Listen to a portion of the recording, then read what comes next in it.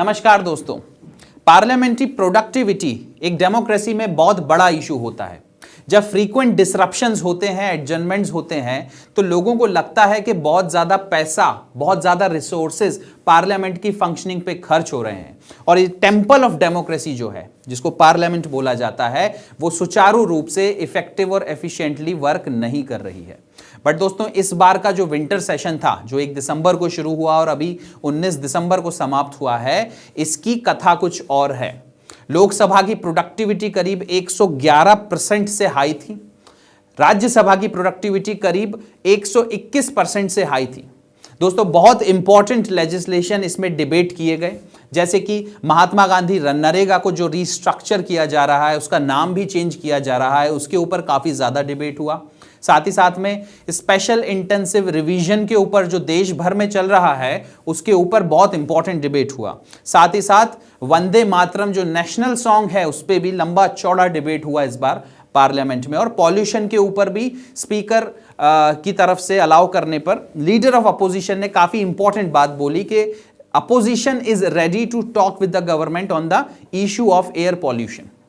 तो दोस्तों, बहुत प्रोडक्टिव सेशन रहा है, बट हमको एज अ यूपीएससी एस्पिरेंट ये चीज समझना है कि हमारे लिए ये क्यों जरूरी है। और इसको समझने के लिए मैं आपको 2 इंपॉर्टेंट क्वेश्चन दिखाऊंगा प्रीवियस ईयर के, जो पूछे गए हैं। एक 2021 का क्वेश्चन है और दूसरा 2019 का क्वेश्चन है दोस्तों।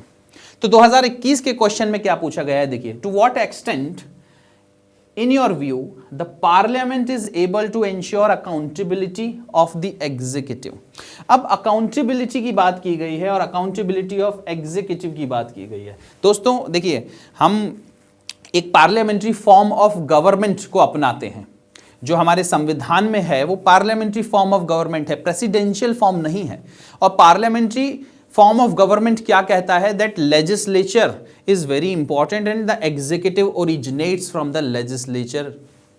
एक भी मिनिस्टर ऐसा नहीं है काउंसिल ऑफ मिनिस्टर का जो लेजिस्लेचर का पार्ट नहीं है। यहां पर सेपरेशन ऑफ पावर का नहीं, बल्कि कलेक्टिव रिस्पॉन्सिबिलिटी का प्रिंसिपल चलता है दोस्तों। तो इसलिए क्या होता है कि पार्लियामेंट द्वारा कुछ ऐसे टूल्स अपनाए जाते हैं जिनकी वजह से एग्जीक्यूटिव हमेशा कंट्रोल में रहते हैं। तो दोस्तों, आज के लेक्चर में हम कुछ ऐसे टूल्स के बारे में पढ़ेंगे। देखिए, टूल्स तो बहुत सारे होते हैं। डिबेट डेलिब्रेशन एक अपने आप में टूल है। 0 आवर, क्वेश्चन आवर, ये कुछ टूल्स होते हैं। एडजर्नमेंट मोशन से लेके नो कॉन्फिडेंस मोशन तक, पार्लियामेंट्री कमिटीज, ये भी एक टूल है। और ये सारे टूल क्या करते हैं, एग्जीक्यूटिव को कंट्रोल में रखते हैं, पार्लियामेंट्री कंट्रोल में रखते हैं, कह सकते हैं। तो दोस्तों, आज के वीडियो में we are going to study about 2 very important thing.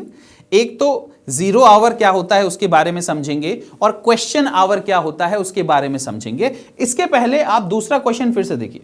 Individual parliamentarians role as the national lawmaker is on decline, which in turn has adversely impacted the quality of debates and their outcomes। तो दोस्तों, quality of debate पे question पूछा गया है। हो सकता है future में productivity of the sessions of the parliament के ऊपर भी क्वेश्चन आ जाए। देखिए, अभी तक प्रोडक्टिविटी ऑफ पार्लियामेंट्री सेशंस के ऊपर ऐसा कोई सीधा क्वेश्चन तो देखने में नहीं आया है, but there is a huge probability, क्योंकि इस बार जो विंटर सेशन है उसमें प्रोडक्टिविटी काफी ज्यादा बढ़ गई है। और बढ़ी हुई प्रोडक्टिविटी की वजह से हो सकता है यूपीएससी सवाल पूछ ले इस चीज के ऊपर। तो हमारे लिए ये पढ़ना बहुत ज्यादा जरूरी है। साथ ही साथ में अब प्रीलिम्स भी आ रहा है, तो प्रीलिम्स के लिए भी कुछ चीजें हैं जो हमको समझना पड़ेगा, जो कि फर्स्ट क्वेश्चन से अपन ने देखी। ऐसे कौन से टूल हैं जो पार्लियामेंट अकाउंटेबिलिटी के लिए यूज करती है, अकाउंटेबिलिटी ऑफ द एग्जीक्यूटिव, किस तरह से पार्लियामेंट एग्जीक्यूटिव को कंट्रोल में रखती है। ऐसे कुछ टूल्स जैसे क्वेश्चन आवर या 0 आवर को आज हम पढ़ेंगे। और क्यों पढ़ेंगे उसके लिए नेक्स्ट स्लाइड पे जाते हैं। वो इसलिए पढ़ेंगे दोस्तों, क्योंकि देखिए 300 से ज्यादा करीब स्टार्ड क्वेश्चन इस बार जो पार्लियामेंट्री सेशन है, विंटर सेशन, उसमें पूछे गए। ये रिकॉर्ड तोड़ चीजें हुई हैं इस बार। 3449 अनस्टार्ड क्वेश्चन पूछे गए। अब ये स्टार्ड क्वेश्चन क्या होता है, अनस्टार्ड क्वेश्चन क्या होता है? दोस्तों, ये स्टार्ड और अनस्टार्ड क्वेश्चन दोनों प्रोडक्ट होते हैं क्वेश्चन आवर के।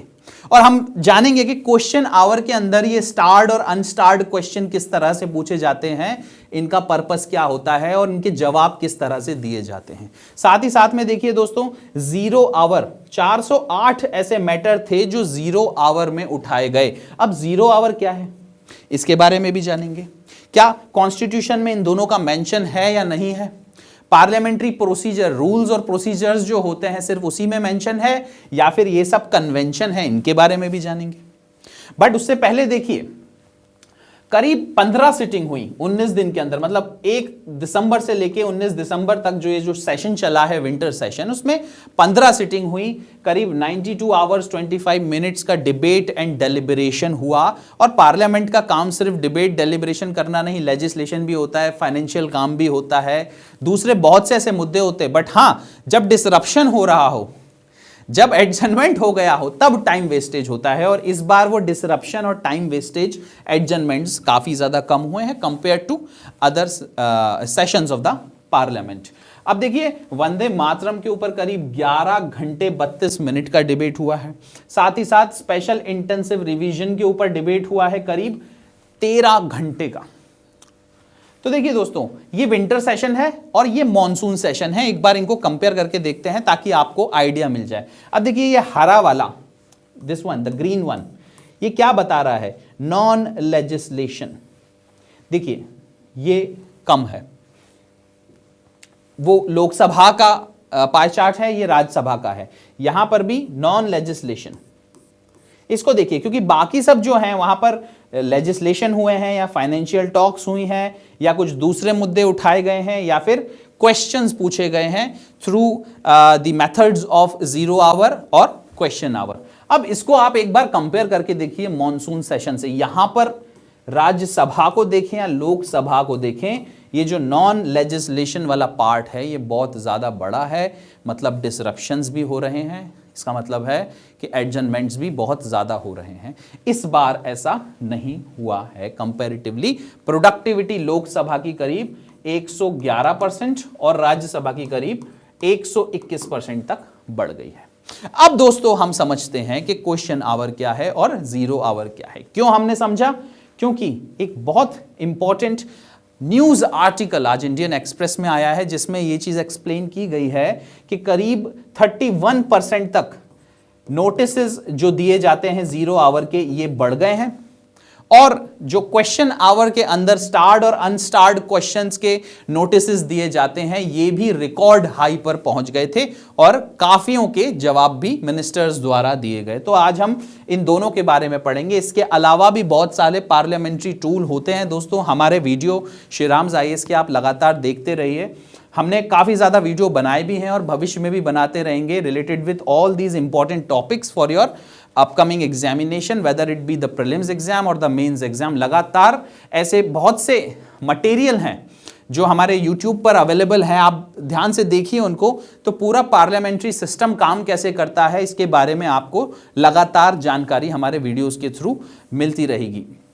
तो आज जो हम डिस्कस करेंगे वो क्वेश्चन आवर और जीरो आवर करेंगे। पहले दोस्तों क्वेश्चन आवर को डिस्कस करते हैं। अब देखिए, पार्लियामेंट शुरू होती है 11 बजे, तो 1 घंटे का 11 बजे से लेकर 12 बजे तक क्वेश्चन आवर होता है और 12 बजे के बाद 1 बजे तक जीरो आवर होता है। और 1 बजे के बाद दोस्तों लंच भी हो सकता है या फिर normal business of the house चालू हो जाता है। मतलब किसी एक पर्टिकुलर मुद्दे के लिए, या तो नरेगा के लिए या फिर SIR के लिए या फिर वंदे मातरम के लिए, जो भी टाइम अलॉटेड है वो शुरू हो जाता है, normal business of the house शुरू हो जाता है। तो सबसे पहले सेशन शुरू होते से ही, जिस भी दिन, मान लीजिए आज के दिन जो 11 बजे से सेशन शुरू होगा, उसमें पहला घंटा जो होगा वो क्वेश्चन आवर का होगा और उसके बाद जीरो आवर को पिक कर लिया जाता है। दोस्तों एक और बात मैं बता दूं, मान लीजिए क्वेश्चन आवर का 1 घंटा हो गया और उसके बाद जीरो आवर उठा लिया गया। अब जीरो आवर में मैक्सिमम 20 नोटिसेस एक दिन में, पर डे में अलाउ होते हैं।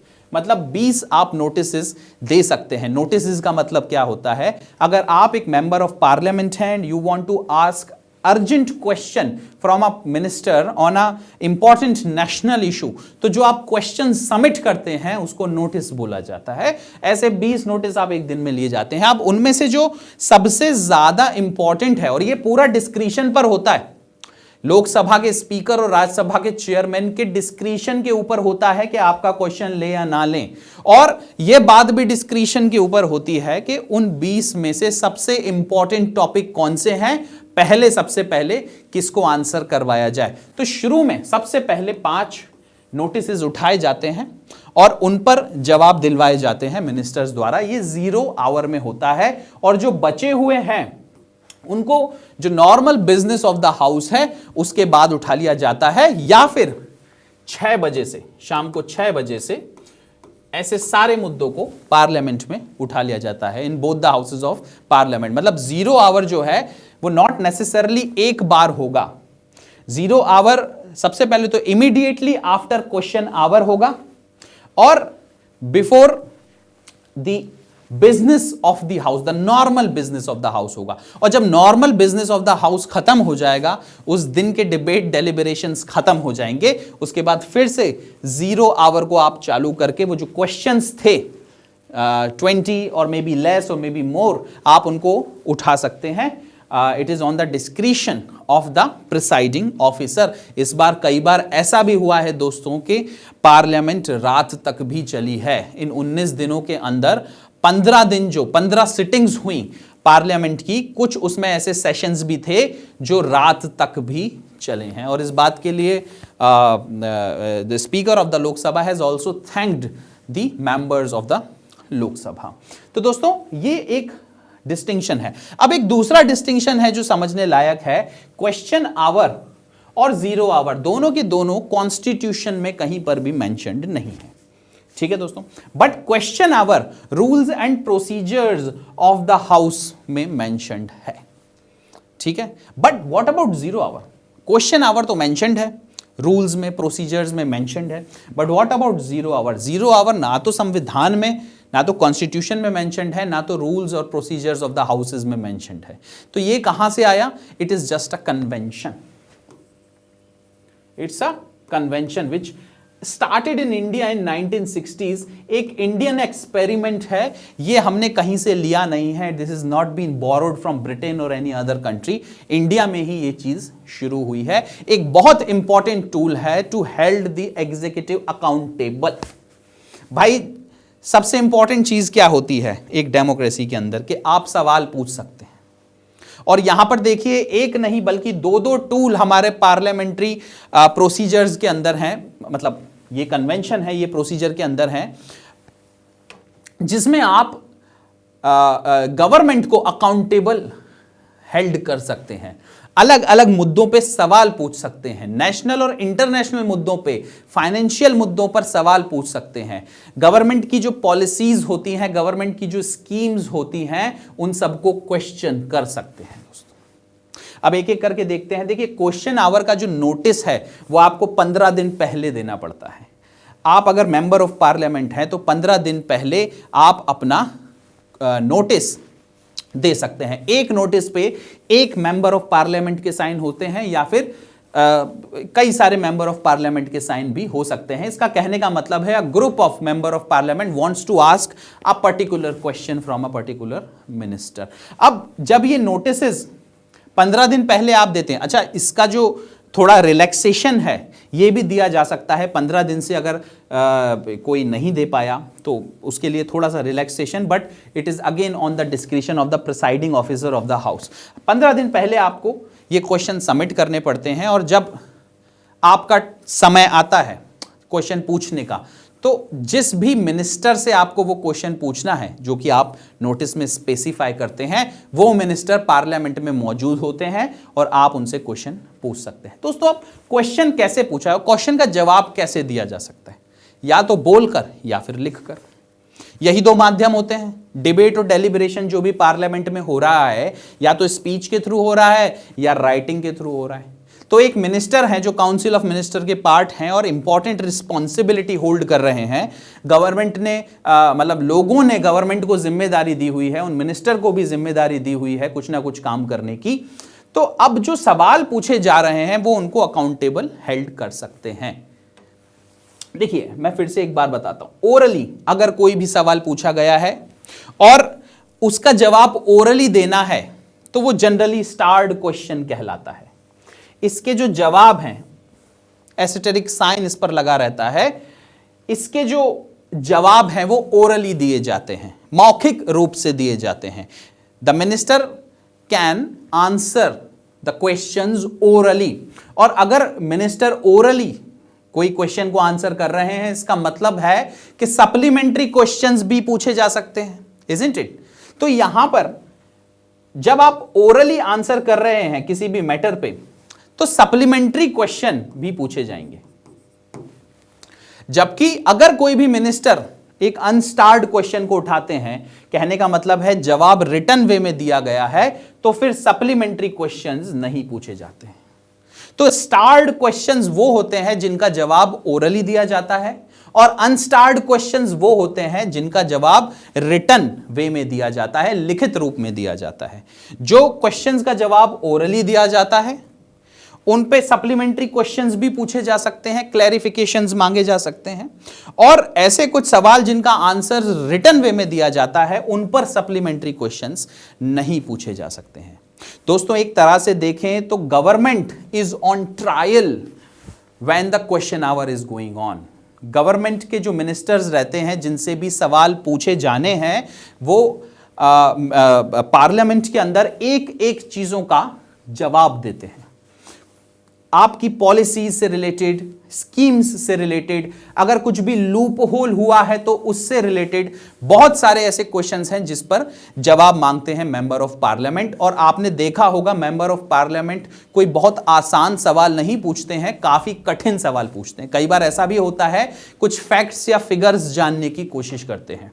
इसलिए आपने देखा होगा कि क्वेश्चन आवर जो रहता है वो काफी उत्साहपूर्वक होता है, और जो ऑडियंस गैलरी होती है उसमें या तो लोग या फिर मीडिया पर्संस भरे रहते हैं। नॉर्मली आप डिबेट्स के थ्रू, जो normal business of the house है, उसमें इतनी भीड़ नहीं देखेंगे जितनी आप क्वेश्चन आवर के थ्रू देखेंगे, क्योंकि लगातार एक एक करके मिनिस्टर्स खड़े होकर मेंबर ऑफ पार्लियामेंट्स का, अपोजिशन मेंबर ऑफ पार्लियामेंट्स के क्वेश्चंस का जवाब देते हैं, अपनी गवर्नमेंट का को प्रूव करते हैं एक तरह से that whatever they have done and they have been doing is correct. But at the same time अगर कोई लूप होल निकल गया और लूप होल बहुत बड़ा है तो उस पर इंक्वायरी भी बैठ सकती है, उस पर कमीशन भी बैठ सकता है, वो पार्लियामेंट्री कमिटी के पास भी जा सकता है और दूसरे कुछ एक्शंस भी लिए जा सकते हैं। इसका मतलब है कि कोई भी अगर एक पॉलिसी या फिर स्कीम गवर्नमेंट द्वारा बनाई गई है और इसमें कहीं ना कहीं कुछ ना कुछ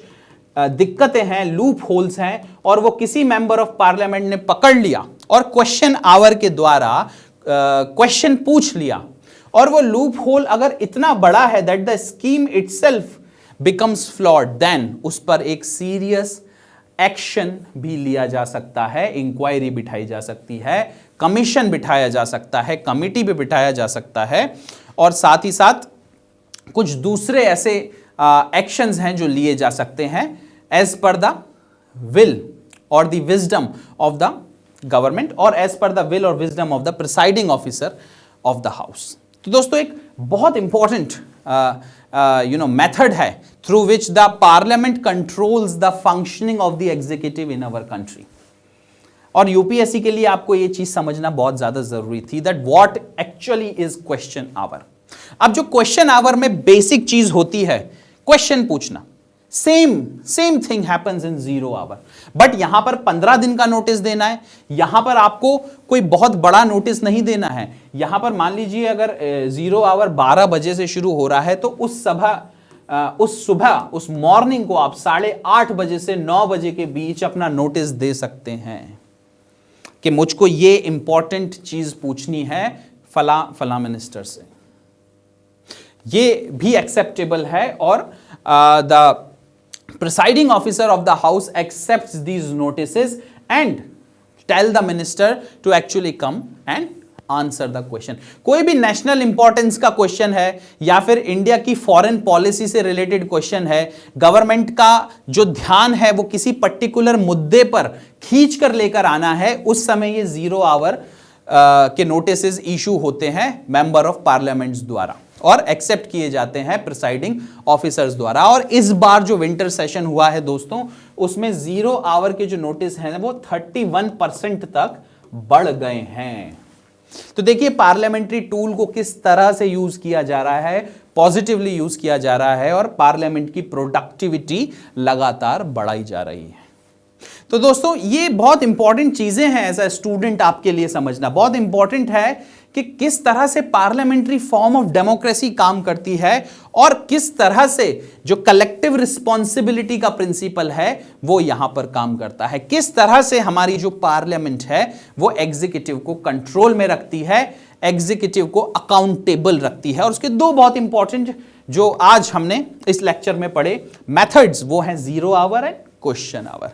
अब इस लेक्चर से रिलेटेड कोई भी क्वेश्चन हो, कोई भी क्वेरी हो, कोई भी कमेंट हो, तो आप मुझे कमेंट सेक्शन में जरूर लिखकर भेजिए दोस्तों। इस तरह के और वीडियो देखने के लिए देखते रहिए हमारा channel. Thank you very much and have a nice day. जय हिंद।